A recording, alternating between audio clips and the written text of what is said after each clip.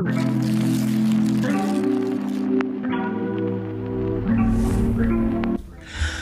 we are back.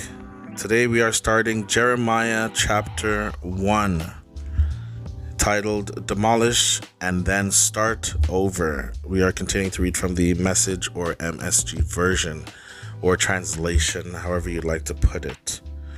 As I always state, cross-reference, the KJV, the CEV, TLV, all of these things. Cross-reference for yourself. Don't just take what you listen or what you're told.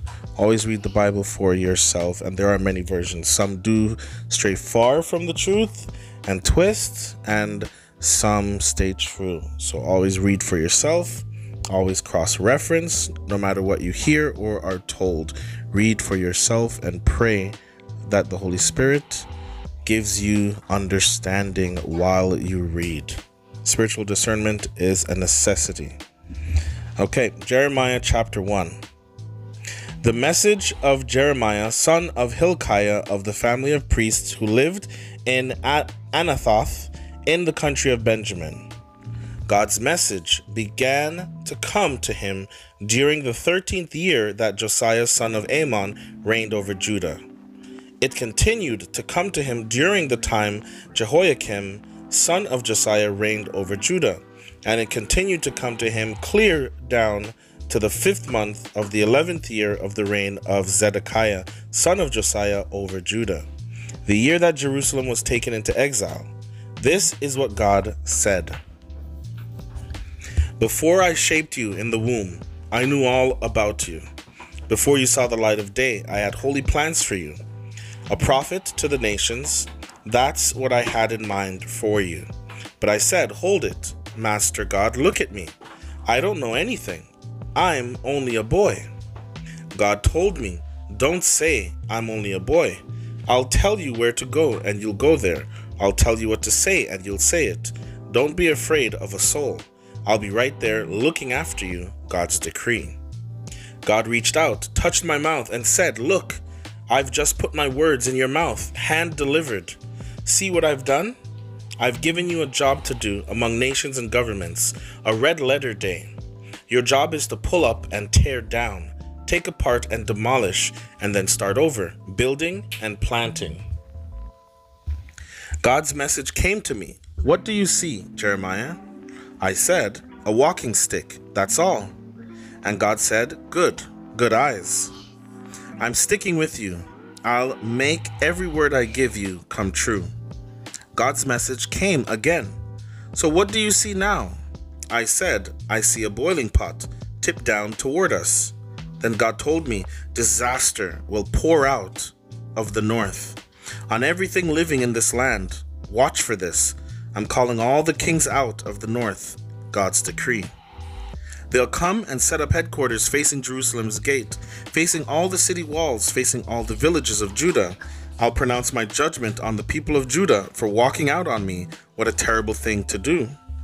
And courting other gods with their offerings, worshiping as God's sticks they've carved, stones they'd painted. But you up on your feet and get dressed for work. Stand up and say your piece. Say exactly what I tell you to say. Don't pull your punches, or I'll pull you out of the lineup. Stand at attention while I prepare you for work. I'm making you as impregnable as a castle, immovable as a steel post, solid as a concrete block wall. You're a one-man defense system against this culture, against Judah's kings and princes, against the priests and local leaders. They'll fight you, but they won't even scratch you. I'll back you up every inch of the way. God's decree. Jeremiah chapter 2. God's message came to me. It went like this. Get out in the streets and call to Jerusalem. God's message. I remember your youthful loyalty, our love as newlyweds. You stayed with me through the wilderness years, stuck with me through all the hard places. Israel was God's holy choice. The pick of the crop. Anyone who laid a hand on her would soon wish he hadn't. God's decree. Hear God's message, house of Jacob. Yes, you, house of Israel. God's message. What did your ancestors find fault within me? That they drifted so far from me, took up with Sir Windbag, and turned into Windbag themselves. It never occurred to them to say, where's God? And God who got us out of Egypt, the God who got us out of Egypt, who took care of us through thick and thin, those rough and tumble wilderness years of parched deserts and death valleys. A land that no one who enters comes out of, a cruel, inhospitable land. I brought you to the garden land, where you could eat lush fruit. But you barged in and polluted my land, trashed and defiled my dear land. The priests never thought to ask, where's God? The religion experts knew nothing of me. The rulers defied me. The prophets preached God Baal, lowercase g, and chased empty God dreams and silly God schemes. Because of all this, I'm bringing charges against you, God's decree. Charging you and your children and your grandchildren. Look around. Have you ever seen anything quite like this? Sail to the west, to the western islands and look. Travel to the Kedar wilderness and look. Look closely. Has this ever happened before? That a nation has traded in its gods for gods that aren't even close to gods? But my people have traded my glory for empty God dreams and silly God schemes. Stand in shock, heavens, at what you see. Throw up your hands in disbelief. This can't be God's decree. My people have committed a compound sin. They've walked out on me, the fountain of fresh flowing waters, and then dug cisterns, cisterns that leak, cisterns that are no better than sieves. Isn't Israel a valued servant, born into a family with place and position? So how did she end up a piece of meat fought over by snarling and roaring lions? There's nothing left of her but a few old bones. Her towns trashed and deserted. Egyptians from the cities of Memphis and Tapanhes have broken your skulls. And what do you think all this has happened? Why do you think all this has happened? Isn't it because you walked out on your God, just as he was beginning to lead you in the right way? And now what do you think you'll get by going off to Egypt? Maybe a cool drink of Nile River water? Or what do you think you'll get by going off to Assyria? Maybe a long drink of Euphrates River water. Your evil ways will get you a sound thrashing. That's what you'll get. You'll pay dearly for your disloyal ways. Take a long, hard look at what you've done and its bitter results. Was it worth it to have walked out on your God, God's decree, Master, God of the angel armies? A long time ago you broke out of the harness. You shook off all restraints. You said, I will not serve. And off you went, visiting every intimate and religious shrine on the way, like a common whore. You were a select vine when I planted you, from completely reliable stock. And look how you've turned out, a tangle of rancid growth, a poor excuse for a vine. Scrub using the strongest soaps. Scour your skin raw. The sin disease won't come out. I can't stand to even look at you. The sin grease, thank you, won't come out. I can't stand to even look at you. God's decree, the Master's decree. How dare you tell me I'm not stained by sin? I've never chased after the Baal intimate gods. Well, look at the tracks you've left behind in the valley. How do you account for what is written in the desert dust? Tracks of a camel in heat, running this way and that. Tracks of a wild donkey in rut, sniffing the wind for the slightest scent of intimacy. Who could possibly corral her? On the hunt for intimate, and more intimacy. Insatiable, indiscriminate, promiscuous. Slow down, take a deep breath. What's the hurry? Why wear yourself out? Just what are you after anyways? But you say, I can't help it. I'm addicted to alien gods. I can't quit. Just as a thief is chagrined? Sorry, I don't know this word. Are you sure? Chagrined? That's clearly grind. Chagrined? Okay, sorry folks, let's get back to it. Okay. Just as a thief is chagrined, but only when caught, so the people of Israel are chagrined. Caught along with their kings and princes, their priests and prophets.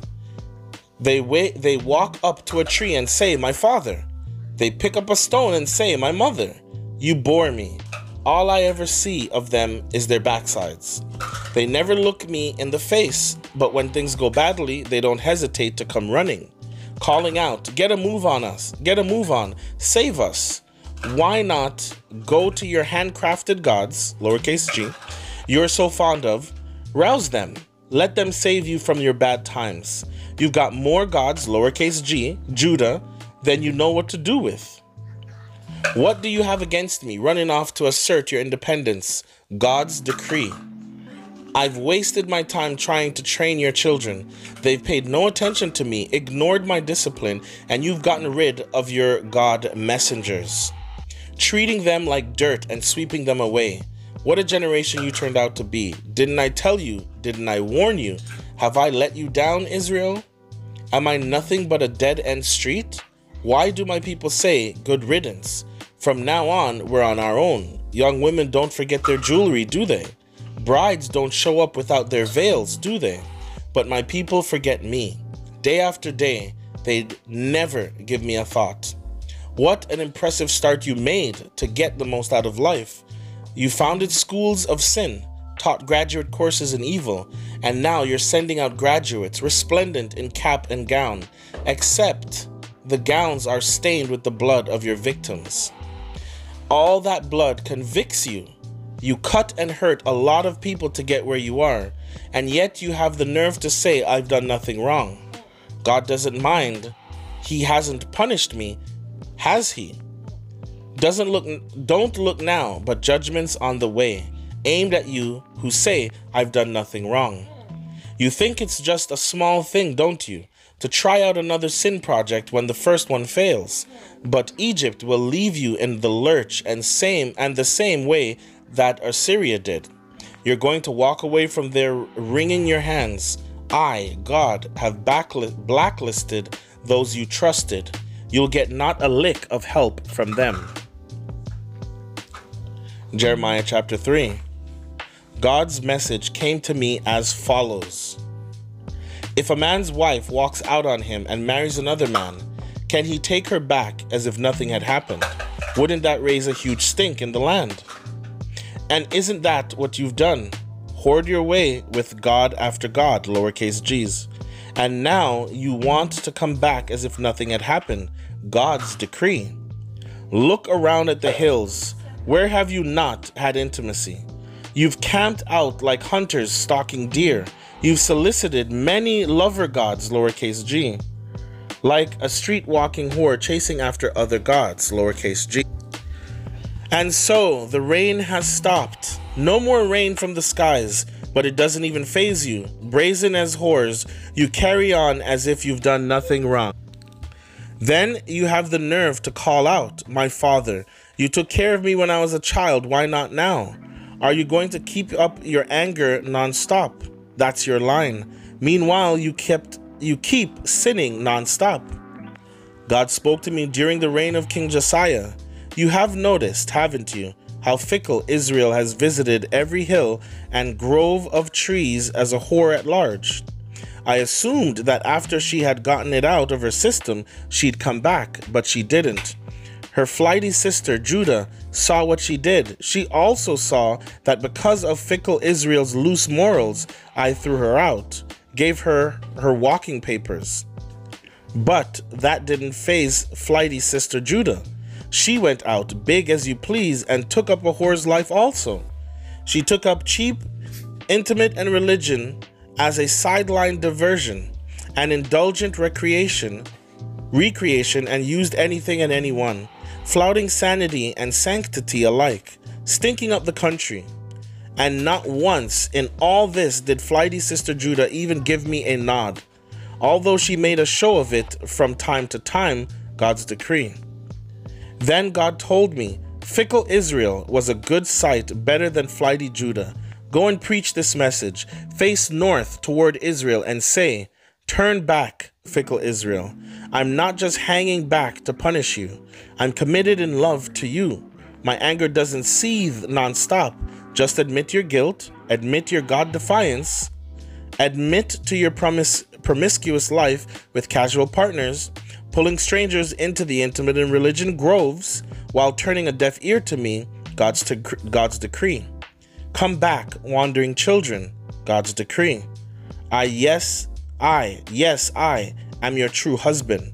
I'll pick you out one by one, this one from the city, these two from the country, and bring you to Zion. I'll give you good shepherd rulers who rule my way, who rule you with intelligence and wisdom. And this is what will happen. You will increase and prosper in the land. The time will come, God's decree, when no one will say any longer, oh, for the good old days. Remember the Ark of the Covenant? It won't even occur to anyone to say it, the good old days. The so-called good old days of the Ark are gone for good. Jerusalem will be the new Ark, God's throne. All the godless nations no longer stuck in the ruts of their evil ways will gather there to honor God. At that time, the house of Judah will join up with the house of Israel, holding hands. They'll leave the north country and come to the land I willed to your ancestors. I planned what I'd say if you returned to me. Good, I'll bring you back into the family. I'll give you choice land, land that the godless nations would die for. And I imagined that you would say, dear father, and would never again go off and leave me, but no luck. Like a false-hearted woman walking out on her husband, you, the whole family of Israel, have proven false to me. God's decree. The sound of voices comes drifting out of the hills. The unhappy sound of Israel's crying. Israel lamenting the wasted years, never once giving her God a thought. Come back, wandering children. I can heal your wanderlust. We're here. We've come back to you. You're our own true God. All that popular religion was a cheap lie. Duped crowds buying up the latest in gods, lowercase g. We're back to our true God, the salvation of Israel. The fraud picked us clean, swindled us of what our ancestors bequeathed us, gypped us out of our inheritance. God blessed flocks and God-given children.